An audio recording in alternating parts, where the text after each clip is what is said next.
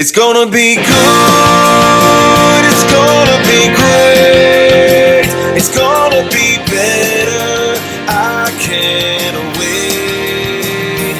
Making my move, live for the day, sing like a bird, fly like a plane. Come spill with me, Jenny D.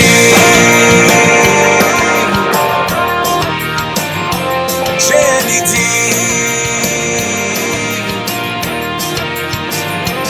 Jenny D. Hello, my beautiful people. It's me, Jenny D from Spill With Me, Jenny D podcast. I'm here with another episode. I'm here at Clair Health. Thank you so much for sponsoring this episode. I am here. I feel like we know each other so well now because Dr. Mallory Ciuksza is internal medicine here at Clair Health. I actually had her on in July. We were talking about the residency program. But when it come to find out that we were at this garden swing party for Clair Health, which was beautiful and wonderful. And I was like, wait, what else are you doing? So in her spare time, Dr. Mallory, tell our listeners and viewers what exactly you have been doing to help the community with food assistance match is what it's called. So tell us a little bit about that. Of course. Thank you for having me, obviously. It's great to talk with you again. The Food Assistance Match is a nonprofit organization that matches people's food assistance dollars that they're already using, like SNAP, FNMP checks, things like that, at farmers markets to double the benefit so that we are helping to make sure our food insecure neighbors are getting access to fresh, healthy foods. And we're also helping to support the local economy by supporting our farmers. And so the concept of matching food assistance dollars and SNAP dollars at farmers markets is not unique to FAM. That's actually something that's present at a state level in about 30 other states. But Pennsylvania doesn't have a statewide match. And so FAM is one of the organizations that helps to fill that gap locally. And we work with Bethel Park Farmers Market, and we are sponsored by St. Clair. So when did this come about? Because, with what you're doing, you're working at the hospital and your hours. So why did you want to get into this and start this here? So I was involved in the farmers market near my home in Bellevue. I was helping to run that farmers market and kind of on the committee level. And I understood through that process that there were a lot of people in our community who were food insecure and who were finding the farmers market as a space where they could use their food assistance dollars. When the pandemic hit, my husband and I and a lot of our local community members, because this project does not happen just by me, or it does not happen just with me and my husband.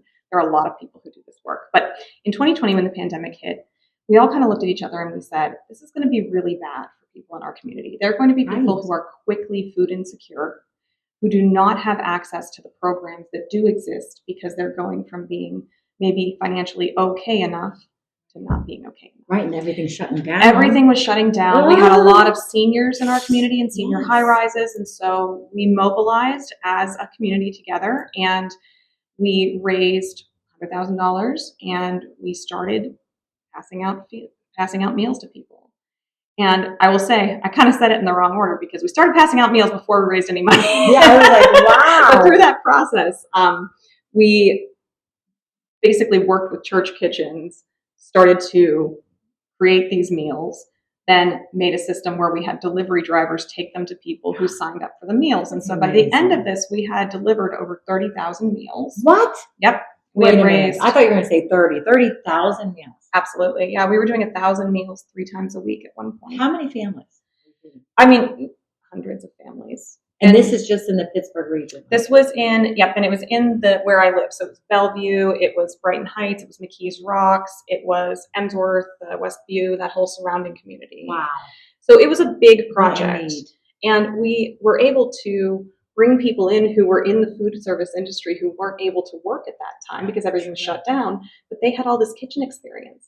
And so they would help us design these meals. And then we were getting donations from all over the city. I mean, the way that people reached out during the pandemic was truly an insane thing to be a part of. And so during this time, we were creating all these meals, cooking all these meals, and then my husband worked with a tech company to allow us to use their product to basically have drivers follow a map and drop off at different sites in a route, kind of like Uber. Yes. So we really I've never heard about it was called the Feeding Neighbors program, and it went from March 13th until mid-July in 2020.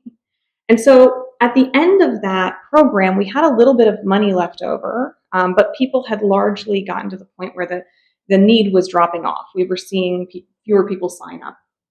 And Why do you think that is? I think because they had gotten their food assistance programs in place, so they were able to sign up for SNAP. They were able to access some of the resources. There were a lot of things that the government was doing to help people during that time. Oh, and nice. So they had been able to we had been able to help them stabilize in our community through that time, and they were better. So we had this sort of emergency effort, right? During COVID. Okay. Yeah. And it was really an amazing experience. I learned a ton. But one of the things we came face to face with was the reality of food insecurity in our neighborhood. So there were still a lot of people who remained food insecure. When we started the farmers market back up, because again, a lot of the people who were involved in this work were, really aggregated around the farmers market. We asked the foundation community, who had largely supported our work, if it would be okay to use some of the dollars that were left over to match people's SNAP dollars and food assistance dollars at our farmers market. And so we did a triple match that year because we had no idea what it would be. And we matched $8,000 that first year. And we said, oh my God, this is so important. We have to do this again. We saw the community just light up and the number of people who started to depend on us in Bellevue. So we did an online campaign, raised $14,000 and gave that away the next year. Oh my goodness. And then let me ask you something. Yeah. SNAP. I remember, growing up, there was food stamps is what people used. And I remember, I had a single mom, so we did have things as well. But I don't recall SNAP. Is that kind of like the same kind of assistance? The Supplemental Nutrition Program, Okay. SNAP, is the modern day food stamps. Okay. So yes, you're exactly right. And we call it SNAP now, and it's accessed in a different way through an access card. If you see people at the grocery store using an access card. Okay. And SNAP is the Supplemental Nutrition Assistance Program. And so one of the important things about that is SNAP dollars are not enough for any person to eat off of. They're just a supplement. Exactly. Children. Yeah. And it's not a lot of money. If you're a single person, your SNAP dollars are only $292 for a month, depending on your income. You can pay that in one. You can pay that in one grocery bill. So, and with all the food going up at the grocery stores, how do they afford it? It's a big problem. So if you were to follow the FDA recommendations for the number of fruits and vegetables that you are supposed to eat in a day, it would be the average person who meets criteria for SNAP, it would be 70% of their food income, the dollars that they're supposed to spend on food, just to get your fruits and vegetables daily allotment. So that's why the farmers market is a good place to be. The farmers market is a good place for this to happen because, again, it also supports our local economy. So farmers, yes. Right. So anyway, I'll finish the story. No. I'll finish the story to kind of get to the end point, and then I do want to talk more about food insecurity because it's such a huge issue. So then in 2022, we got a community development block grant, which is federal monies for $32,000. We matched that. And at that point, we said we really need to incorporate into a full nonprofit because the numbers that we're seeing, the need is so great. We formed a board. We have amazing people on board who are so talented and so bringing so much from their job, their life experiences to the work that we do. And so over the last 5 years, we have matched over $250,000. You're kidding. No, we expanded to 3 different markets. So we're in Cranberry, Bethel Park, and Bellevue. And that work has been just incredibly meaningful because now, as a physician practicing in the community, I can say to some of my food insecure patients, hey, this is a resource that you can use. And food insecurity is a much bigger problem than people know. So It's about 47 million people in America are food insecure. In Pennsylvania, it's 1.7 million. 43% of those people are older, our geriatric population. So, these are people who are on a fixed income. They already have health problems. We know that 85% of chronic illness is diet related in America. And so there's so much we can do. Food that you're buying is like maybe you're going fast it's not meeting their needs. Right. Right. You're eating things that are unhealthy. Right. And if you go to your doctor and they tell you you have high blood pressure, you have high cholesterol, the first thing that people ask is, what do I do with my diet? Right? But the food that you need to support problem of high blood pressure or high cholesterol is fresh fruits and vegetables. Right, and you can't afford to go get. You can't afford it. So it's a really upside down problem. And programs like this work. We know because these programs exist elsewhere that these programs improve people's health. We know that they improve the number of fruits and vegetables that people eat. This has been studied in our own data from our own work. We know that it improves the vendors' economic resources. Okay. So our vendors tell us that they can attribute up to 30% of their income to the SNAP match process. Oh, that's wonderful. And it has actually helped some of our vendors, lift out of SNAP eligibility themselves. So they've said to us, like, our income's so much higher than it was the years prior because of programs like this that we no longer meet for SNAP.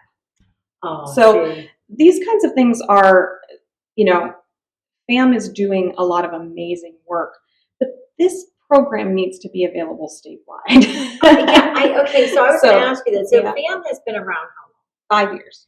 So this is something that your board and your husband, and you are the chair and the co-chair. Mm-hmm. You developed this? Or has this been around?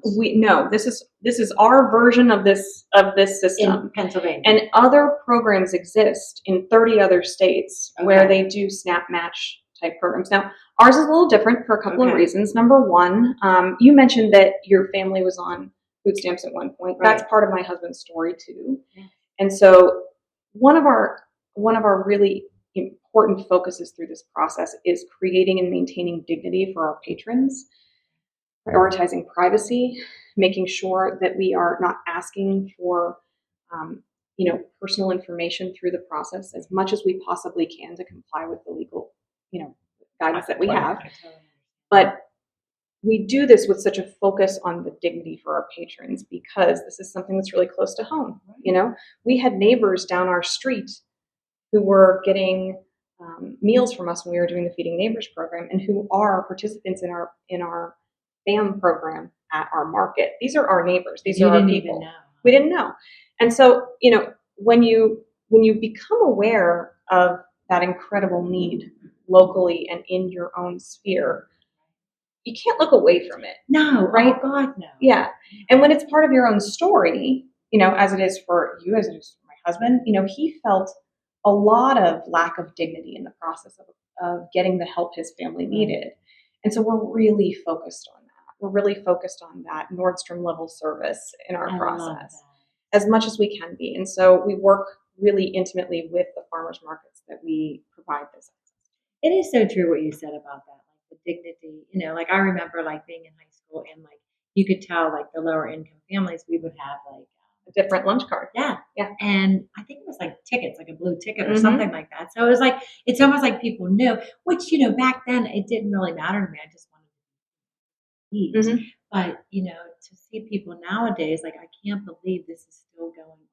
We are still having to feed America. Like there is, I think people are unaware how much. What a big problem it is. Right. And especially in our communities. And like you said, right down the street. Right down the street. And so, and I have patients who really struggle with food insecurity. And they also, they're making decisions like, do I get my blood thinner or do I eat dinner? And so, and that's really, that's really what's facing a lot of our elderly community.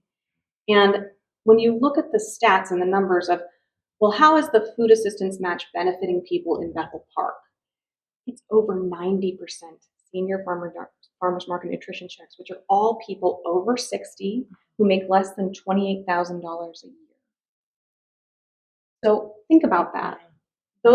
That is what is going on in Bethel Park. You have a fixed income. You have a fixed income. It's happening probably in every community. It is happening in every community, and it's happening here. And it is hard to see it. When you think about that 47 million number, it's almost too much to think about. But 14 million of those people are kids as well. And so when you look at the processes, when you look at the way that these food assistance dollars are spent,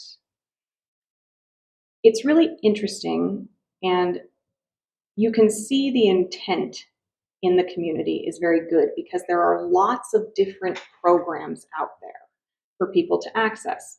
But those programs all have their own specific rules. They have their own specific entry points. So you can use SNAP at certain farmers markets, but not at all of them. Oh, really? You have to have vendors who are set up to be able to accept those dollars. And so it's tough for people. It's a lot of burden for them to mediate all of these different forms of food assistance that exist. Right, just getting to the place. I mean, let's think about that. Like, if you don't have the money for food, how are you going to take a bus, or, if you don't have a car, the means of getting to that place once you get there and you're not able to use your SNAP or. It's really a heavy burden we're placing on people who are food insecure. And so one of the things that FAM is really working hard to do is find a technology solution that aggregates these different forms of payment into one app, one software that allows people to put them all in one space and say, okay, I have this much money that I can spend in a farmer's market with these specific forms of payment that I've been able to access. Put it all in one place and look at it, rather than mediating all of these transactions through different checks or tokens, etc. And there are a lot of barriers that are placed on people who are food insecure, unfortunately, at the federal and state levels, because the USDA has stated that there have to be a physical token or receipt given whenever you match someone's food assistance dollars at a farmer's market. And so there's really a lot of uphill battle. We're working with people in policy. We're working with our representatives at the state level to try and see ways that we can innovate around this problem to make it better, larger scale. Because I don't know if you saw, but I mean, I think it was in the Post-Gazette this week, there was an article about SNAP dollars being stolen. Have you seen anything about this? Yeah. How can you do that? It's similar to the way that have you heard about like skimmers at gas stations? People can put a credit card skimmer. Oh my gosh. So unfortunately, the same thing can happen with SNAP dollars. So these people who are already food insecure are losing their SNAP dollars, and it's a $17 million problem in this state. But if we update the technology a little bit around this, and we think a little bit more like Venmo or our banking systems, right? There are options out there. And, I'm so grateful that one of our board members works for PNC Securities. And so we are really thinking a lot about this from different angles. We're not just raising money to match food assistance. We are doing that primarily, but we're also trying to figure out what is the problem and how do we solve this for our community and for our state. Because unfortunately, there is no system that aggregates all of these different dollars and programs. And I'm not saying we shouldn't have all the dollars and programs. They're really essential. But people need to have them in one space so they know how much they can spend and so they can use them. And having too much is like trying to figure that out. You already have a lot going on if you have small children, or you're trying. It's a huge burden. Yeah, I mean, now how would somebody be eligible? Like, how would you know that you're eligible for these different programs? They all have different rules, unfortunately. And oftentimes the county is where these will be distributed for the different programs. But if you're SNAP eligible, then you're working to get those dollars pretty actively, right? And there are criteria online that you can look up for that. But when it comes to FAM, one of the things that we've really been dogged about is that we will match all of the food assistance dollars at the farmers markets that we participate with. So we don't just match SNAP, and we don't just match it for fruits and vegetables. People sell honey. They sell eggs, they Right. sell milk, they sell other things that are nutritious foods at farmers markets. And we're really committed to making sure that our patrons can receive a match for those foods and those foods as well as fruits and vegetables. Right.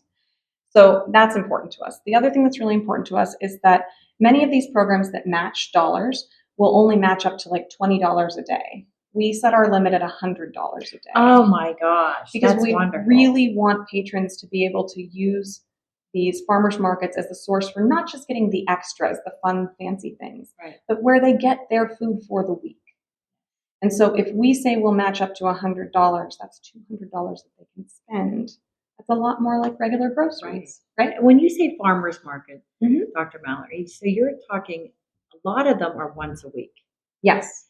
So if they say, for instance, they couldn't make it that day, how would they be able to utilize or be able to get food? Access it. Yeah. So you would have to go to a farmer's market when it happens. You're right. It's not the same thing. It's not the same Going into like as a going to grocery a store. Giant Eagle or a grocery Right. store that's opened late.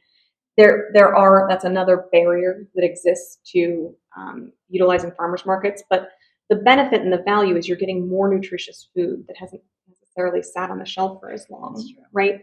And so you're right. There is not a total accessibility, but the farmers market programs and the matches that exist in the markets that we work with are on 3 separate days. So Oh, that's right. right. So okay. Bethel Park is Bethel on Park is Tuesday. on Tuesday. Okay. Bellevue is on Wednesday. And if you've Okay. never been to the Bellevue Farmers Market, let me give a shout out to my hometown farmers market because it's beautiful. It's in a park. It's extremely well run.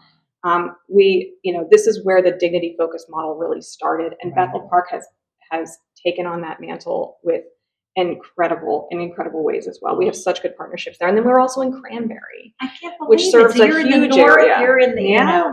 south, and then Bellevue would be considered The north as well. The Yeah, north we're just as north well? of the city. Yeah, Yes. but we are When's Cranberries? Cranberries on Friday. It's on Friday. Yes, sorry. Okay. Mhm. Perfect. So so you have Tuesday, Wednesday, and Friday. Yeah. To access the food. Okay. Yeah, and so farmers markets again, they don't operate all year round, but what they do is help shunt these dollars back into our local communities. So another really important thing about these programs is when food assistance dollars are spent at farmers markets in programs like this, 62%, I believe, of that money goes directly back into the local economy, and over 90% stays in the state, as compared to spending that SNAP dollars at Walmart or somewhere else. So Right. you're really benefiting your local economy as well and building up the people around you. That's so true. I So didn't there's know this that. economic argument to doing programs like this and supporting our farmers. These are people who grow our food. Right. They're important. They're very important. Yes. So I think there's a lot of wins. A lot of people benefit. A lot of people benefit from this in different ways, and so we enjoy really strong relationships with our farmers as well because they know these programs help support them. Right. Now, what is your future goal? Like, are you looking to expand in other markets in the state? Or are you in Pennsylvania? Are you Mhm. trying to get in different areas as well? So yes, we're always open to expanding to new farmers markets. It's tough because we have to be able to fundraise for those markets, and we need to really think about what is the cost there, because we never want to go into a market where we can't say we're going to continue to support you, right? We never want to drop in and say, we can't afford this moving forward. So we do that really thoughtfully and intentionally, and we make sure that we have fundraising partners before we go into new markets.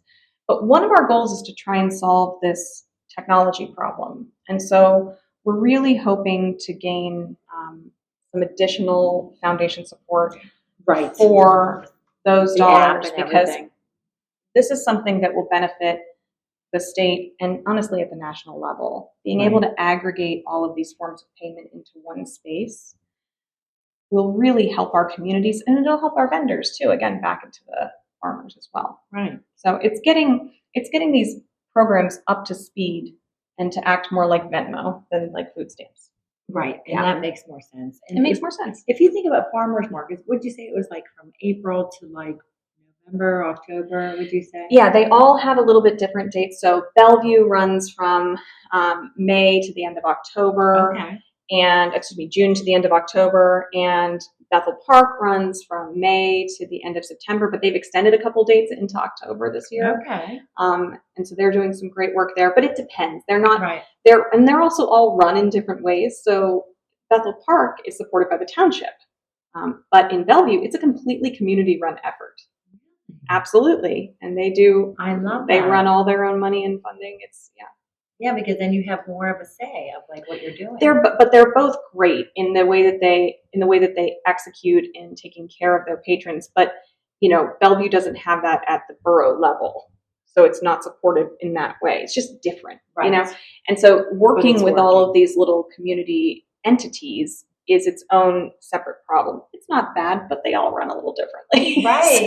So, that's another reason why expanding into new markets is an option, but we have to be really thoughtful about our partners there as we try and build these platforms and make sure that we're being very thoughtful about logistics and funding. Oh, So, right. And plus you can like freeze a lot of this stuff. I know with like corn on, people I think can about the corn on food. the cob, like Yeah. we will take it off. Mm-hmm. I think, or boil or whatever, put it in a Ziploc bag and freeze it for Thanksgiving. Mm-hmm. So a lot of these produce you can freeze.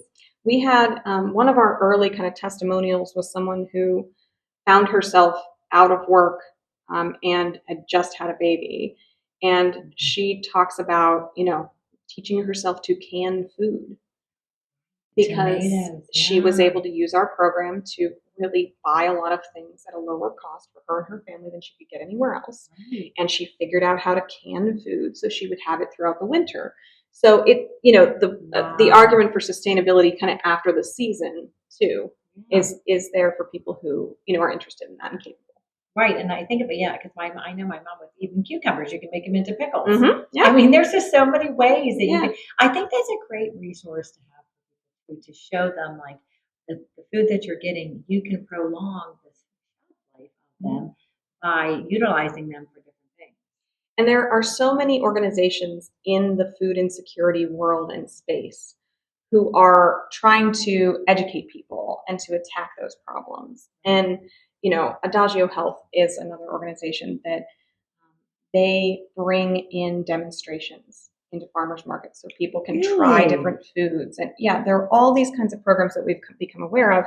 The food insecurity and food security world, I should say, is really doing a lot. I wonder why we're not hearing more about this. Well, I don't know all the answers to that. Right. But I think it's hard to talk about unmet need in a society where we have a lot. A lot of people have a lot. Right? And it's hard to... And the waste. You think about what you throw away. Yeah. People waste. And people don't always want to think about that. But I would challenge people to lean into those conversations with your community members because you can do so much good. You really can have an impact on these problems if you find small ways in your own circle to really grow where you're planted, And that's what this has been for us. That's the story of FAM, so to speak. Yes, I mean, even like, thinking about like Food Assistance March and being a nonprofit, so you're able to really like meet those dollars with other vendors. So fundraising is a big deal, and we have. I was gonna say, what do you have coming up? Do you have anything coming up? We do. So we have Hunger Action Month in September. Okay. So Hunger Action Month in September is a huge fundraising push for us, and if you go to foodassistancematch.org, you can support one of our fundraising effort for one of our markets specifically. So if you live in Bethel Park or if you live in the South Hills and you want to support the Bethel Park Farmers Market FAM Match, you can do that in September. Okay. Perfect. And the same thing with Bellevue and Cranberry. So okay, so you would just go on to foodassistance.org and then you'll foodassistancematch.org. Okay, and then you'll be able to find things like that. So, what else would you say that you're trying to see as far as the future of being a doctor as well, and like seeing your patients and seeing people that maybe some people don't want to talk about. They don't want people to know that they are they're looking, they don't have the means to access capabilities to have food. Like, what do you say to them? Like, how do you open up that conversation? That's stuff I think normalizing that people have unmet needs in our society, right? There are people in our society who suffer from a variety of needs, and bringing up the fact that medications cost too much. I do that with my patients all the time. I say, I'm sorry this medication is so expensive. It is the best drug for you. If it's not something that you can afford, we'll figure out something else. But putting it on the table and saying, I understand this problem. This problem is real for many of my patients. Is this something you've struggled with? It's the same conversation I have with patients when I ask about history of abuse. When I have female patients, I say, 1 in 3 of us have suffered abuse at some point in our life. Has that been part of your story? Can I be sensitive to that on your behalf in our conversations moving forward? And when you normalize it and you help people understand that it's such a huge problem, that they're not the only ones dealing with it, I find that to be a very loving and kind way to enter the conversation and to figure out ways that you can help people. I think that if you open up the conversation and let people know that, like, I've been there, or, I know people that have been there, and any way that we can help, because that's one thing about us as a society, as a community. Like, we are willing to help. If you need us, we're here, especially Pittsburghers. Yep. We always talk about, when somebody's from out of town and they're looking for directions, instead of us going, well, you turn here, we're like, just follow us. We'll take you there. Yeah. We are just so different here that we want to help in any way that we can. Yeah. It's a very friendly. It is a very friendly town, and we are. And I just commend you and your husband of what you're doing. I mean, this is just. There were times when you were talking, I was like getting teary-eyed, because I kept thinking, like, there are so many people out there that probably need your assistance, don't know how to go about it, And I think that the resource and the information that you're giving will really help them. Is there anything else that they should know as far as how to? So if you have any questions for me, you can reach me at Mallory at foodassistancematch.org. That's my email, and you can, ask questions about the program there. This program exists through donations. We don't currently have large-scale grants that we're working on from at the federal or state level. These are all donations, and so we really count on our community to support this effort. And so I would ask that people really get excited about Hunger Action Month and about helping their community. Right. And because we are a nonprofit, it's all tax write-off. We can provide you with a letter and make sure that it's represented that way for anyone who donates. So they'll be able to go on what we're talking about, the foodassistantmatch.org, to donate as well to help. Thank you. I just, I see that the future. I really see this every area, every community.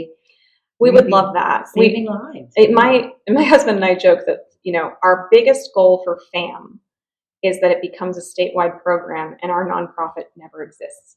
Yeah. Is that we go away, right? Yes. That this becomes a statewide program as it is in other states. Right. Because what we see our role is proving that this level of match can work, and that this level of match is feasible and it does provide health outcomes. We're really working with the residency program to try and define some of those outcomes with people, which is a hard thing to do. It's hard to prove that feeding people makes them healthier. It's hard. Crazy. It's hard to prove.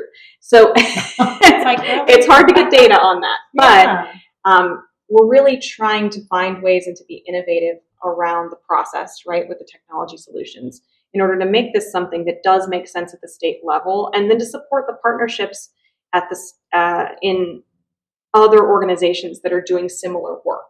Right. We really want to be good partners in this space wherever we can, and work with people and collaborate as much as possible, because the stronger we are in collaboration against this problem of food insecurity for Pennsylvania, the stronger we are and the faster we'll fix it. So. Everything that you've said is just like, I thank you. I thank you and your husband for everything that you do, and your board. They're Everybody amazing. on your board. I was looking at your website, and I'll tell you what, it's impressive to see what you've done in the last 5 years. Thank you. It takes a lot of people to do this work. Our community partnerships with our farmers markets too, I cannot overstate that. We have such amazing people running these farmers markets. And if Yes. they didn't care about this work, it wouldn't happen. Yes. Yeah. You So it's know, everybody. It is. It takes a team and it It takes does. a community to really, and you just don't know what's going on with your neighbors next door. You just don't know who needs this. So be kind, be there for each other because that's the way this, I would want somebody to do that for me when we were younger Yeah. too. So I appreciate everything you're doing. Thank you. Thank you. So this will air in September, which will be Hunger Action Month. Wonderful. So yes, I appreciate that. And we'll make sure everybody has all the information underneath. But if there's anything else you'd like to tell the listeners? I just thank you so much for the opportunity to be here. This has really been wonderful, and it's wonderful to get to speak to your community so that they can see what we're doing here. I think it's really important. Right. And I'm telling you, next time we talk, it's going to get bigger and bigger. Okay. We're working on it. We're working on it, right. And I'm coming in the kitchen. I'm going to help you cook some food.